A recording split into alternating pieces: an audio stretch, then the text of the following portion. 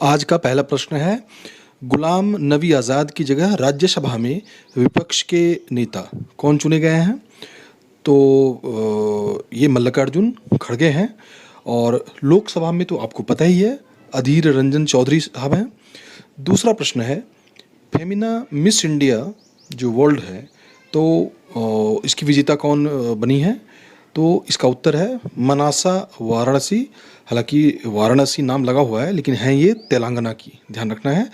और जो miss India world होंगी, यानी ये जो बनी है, तो दिसंबर 2021 में फिर मिस वर्ल्ड कॉन्टेस्ट होगा, तो उसमें ये इंडिया का प्रतिनिधित्व करेंगी। तीसरा प्रश्न है, राष्ट्रीय अनुसूचित जनजाति आयोग के अध्यक्ष, और देखिए ये भी फरवरी में, अभी आज जितने सारे प्रश्न हैं वो सभी फरवरी के हैं, तो कौन बने हैं ये? विजय शांपला इसका उत्तर है।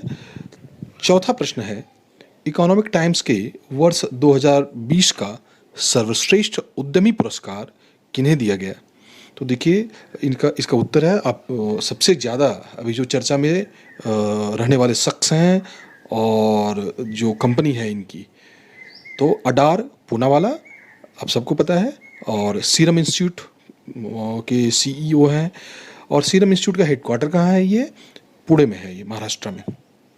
पांचवा प्रश्न है, मर्यादा पुरुषोत्तम श्री राम हवाई अड्डा, तो ये कहाँ पर, ये निर्माणाधीन है, अंडर कंस्ट्रक्शन है, तो उत्तर है अयोध्या। छठा प्रश्न है, आईसीसी की पहली टेस्ट चैंपियनशिप का फाइनल मैच कब, कहाँ और किसके बीच खेला जाएगा?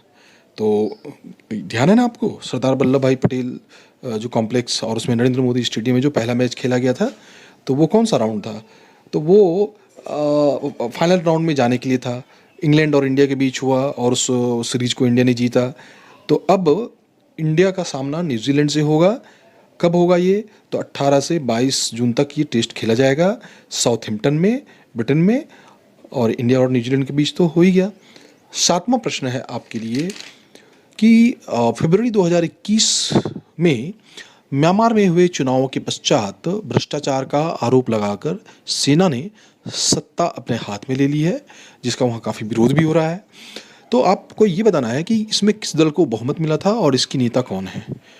इसका उत्तर होगा नेशनल लीग फॉर डेमोक्रेसी।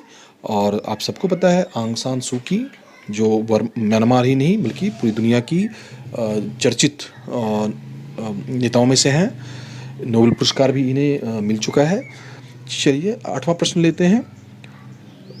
वर्ष का जो पहला ग्रैंड स्लैम टूर्नामेंट होता है, तो वो ऑस्ट्रेलियन ओपन होता है, आप सबको पता है।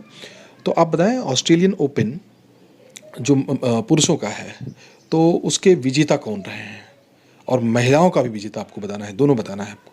तो इसका सही उत्तर है, पुरुषों का नोवाक जोकोविक है, सर्बिया के हैं ना ये, और महिलाओं का नाओमी ओसाका, नाम से ही लग रहा है।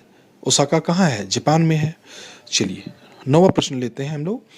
NSO यानी नेशनल स्टैटिस्टिक्स ऑर्गेनाइजेशन के फरवरी 2021 में जारी रिपोर्ट के आधार पर भारत की जो पर कैपिटा इनकम है, अभी प्रति व्यक्ति आय है, वो कितनी है?